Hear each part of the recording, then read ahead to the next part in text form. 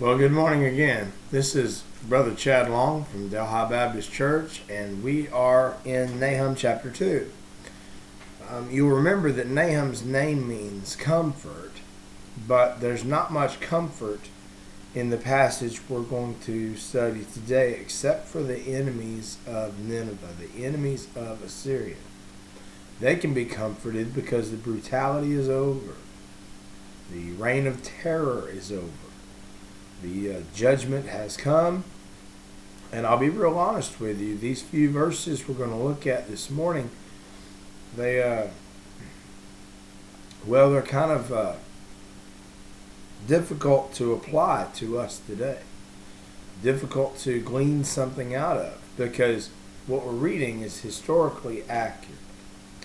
See, Nahum wouldn't have been in the Bible and completed as canon had this not all happened and happened exactly as he said it would. What makes a prophet of the Lord is that his prophecy is fulfilled, or at least the majority of it. In some cases, as in Daniel, most of his prophecies have come true. There are some that have not yet, but because of the accuracy of the ones that have, we know that they all will. So when you read, as we will today, in Nahum chapter 2, and we're going to reread verse 6 from yesterday and read through at least verse 12, Lord willing. But as you read these verses, you're reading the prophecy concerning what would happen to Nineveh that we know now historically did happen. And when you're studying these things, it's always important when you read the Bible to find what the Lord is saying to you out of the text.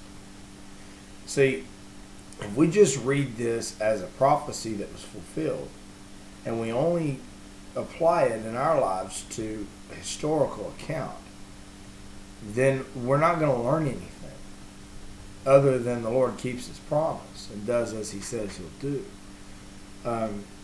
It's very important, very important that we apply this to ourselves so that we can learn what God would have us to know and what he would have us to do concerning these verses. See, everything in the Bible has a spiritual application, and God has a reason for it to be there, or it would not be there. There's nothing in there by accident, including the lineages. Some people get so bogged down in the lineage of, well, for instance, on Wednesday nights in our church, we're studying through Genesis. We're about to come on chapter 36, which is the lineage of Edom. And I know before I get there, and I dread it, I know before I get there are people in our church who are not going to care who Esau was kin to. And they're not going to see anything in that. And it's difficult, but it's my job to show them there's application in that. There's something God's telling us. I know just from having done it that in Genesis 4 and 5, when you see the lineage of both Cain and Abel, that there was application in that. There was something he was showing us in that. Through Abel, you've got the line that would eventually bring us to Noah and Abraham and finally Jesus. But there's more to it even than that. There's things that God's showing us in the lineages. But again, all I'm saying is there are some verses that are fun to read, and we get a lot out of them. Other verses are a little more obscure, but don't think that God doesn't have something in it. If you'll go into your Bible with the intent that you're going to hear from God and you're going to learn something and know what it is he's saying to you, then pray before you read and keep an open mind and study with that intent, and God will show you something. And it's not my job to tell you what exactly he's showing you. I can only tell you what he's shown me. So anyway, with that in mind, we're going to reread verse 6.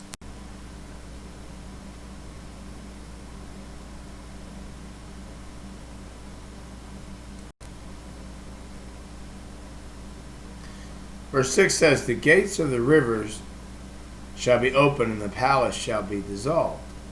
Now, I've already alluded to this, but the Tigris River has flooded, and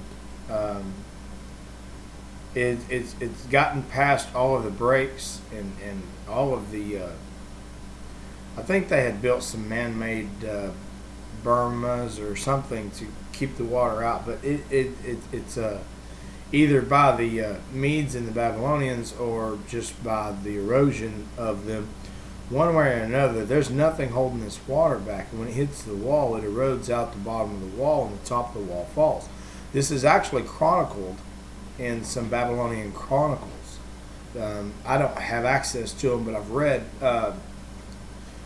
in one of my study Bibles that somebody smarter than me has found reference to this event in these chronicles. This particular study Bible is also in agreement with me. This happened later than Sennacherib during Ashurbanipal's time. But either way, the water washes out the wall, so in comes the water, and in comes the Medes and the Babylonians. They use the water as their ally, not afraid of it. It's strange to me to think that water in and of itself would scare these Ninevites. But I think it was just the unexpectedness of it all. You know, they're already preparing for battle to fight against the enemy coming at the gates, and then the wall washes out, and in comes the enemy. Well, you would think they'd just collect themselves and head toward the wall, but you've got some things working against you. The water's flowing toward you, and if you've ever stood in the ocean or even a lake on a windy day, when the water's moving against you, it's hard to stand and go against it.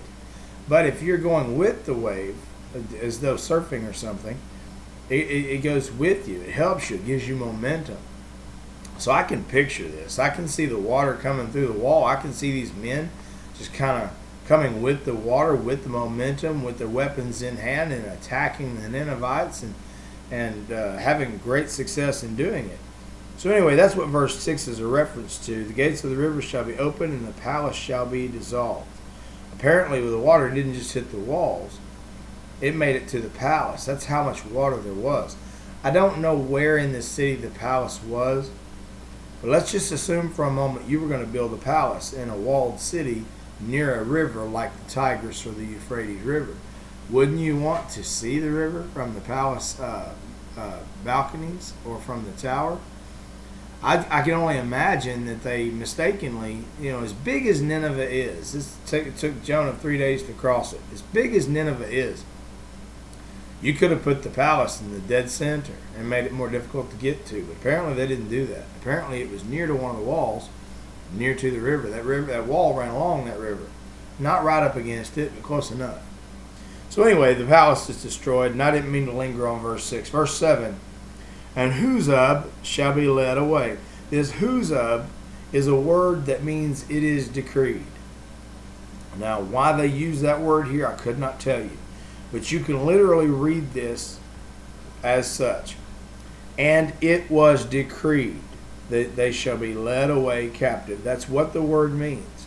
It just means this is the way that it was intended to go, and so this is the way that it went. I've not encountered that word before, and I haven't had a lot of time to study it, so forgive me for that. I meant to take that word and do some deep study and see what its origins were. But just based on what I've read so far, that just means it's decreed.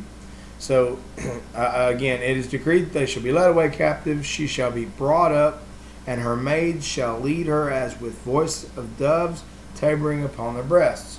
Now, that's an interesting statement, but remember that a lot of these prophets like to be poetic in their descriptions, like to use similes. Dr. J. Vernon McGee said that he used to go dove hunting, and there's a morning call, morning as in crying, not morning as in a new day. And he said in this morning call that you hear when you're dove hunting, when the doves would take off, when they realized they're being hunted, that they would beat upon their breast. Tabering upon the breast means to beat upon their breast. And so Dr. Vernon McGee gives a pretty good description of that in my mind. One of my other study Bibles claims that these maids may have been prostitutes from their temple, from the Assyrian temples.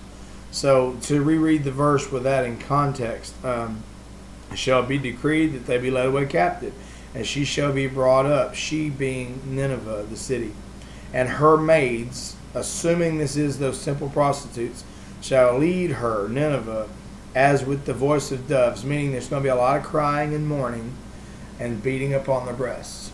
That's what the verse means. So the verse just says, it basically is decreed that they're going to be led away, and they're going to be led away mourning and crying and wishing for help that they're not going to find. Verse 8, but Nineveh is of old like a pool of water.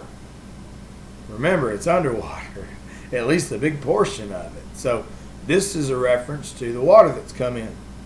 Nineveh is of old, like old times. Before there was a city there, there's a pool of water there. Before they had built whatever dams they had built, before they had built whatever berms they had built, before the wall was there, Nineveh, especially during the flood times, would have been underwater, at least a portion of it.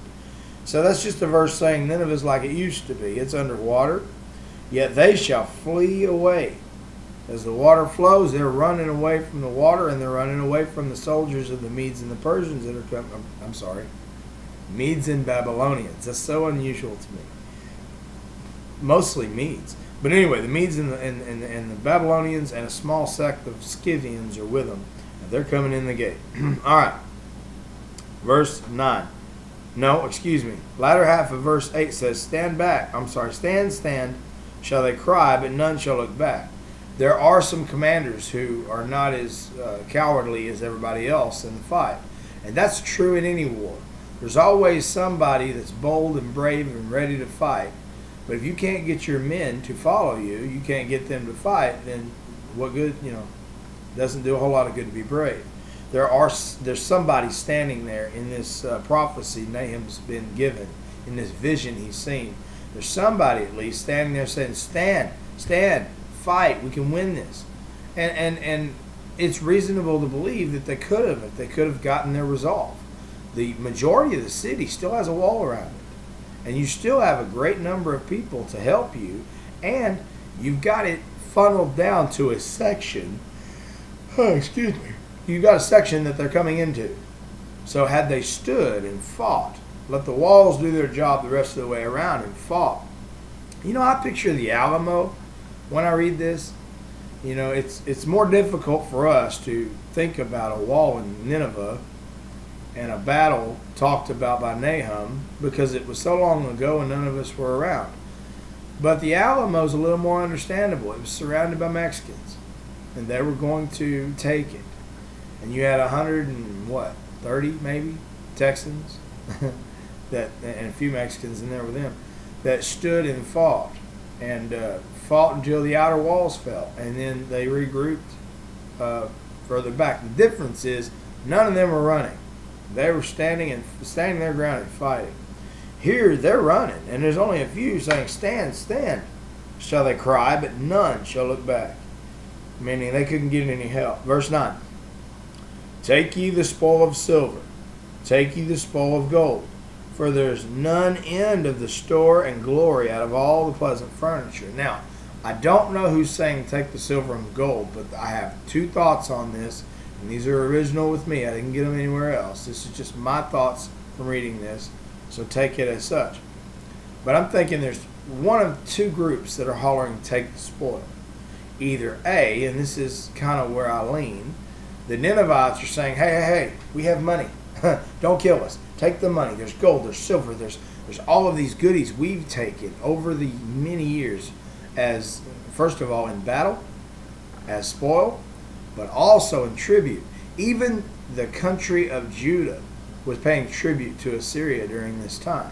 It's one of the reasons why they'll be rejoicing, why there's comfort in these verses for them, because the tribute stops. It doesn't really stop. It moves to somebody else that's going to require it. But, there's a period there where they don't owe anybody. Their creditor has been eliminated. It'd almost be like if you got a letter saying your bank is no longer in business and whatever money they loaned you, keep it. Wouldn't that be nice? I keep hoping for that letter, right? I keep hoping for that opportunity to not owe anybody anymore. Maybe, someday that'll come. Anyway, but as we look at this, either the Ninevites are saying take the spoil of silver, take the spoil of gold, or, and it's possible, or the Medes and the Babylonians are saying, hey, while you're killing these fools, let's take this stuff out of here too. Let's get it. I don't lean that direction, even though it may have been so, because I think they were going to do that anyway as soon as the city is destroyed.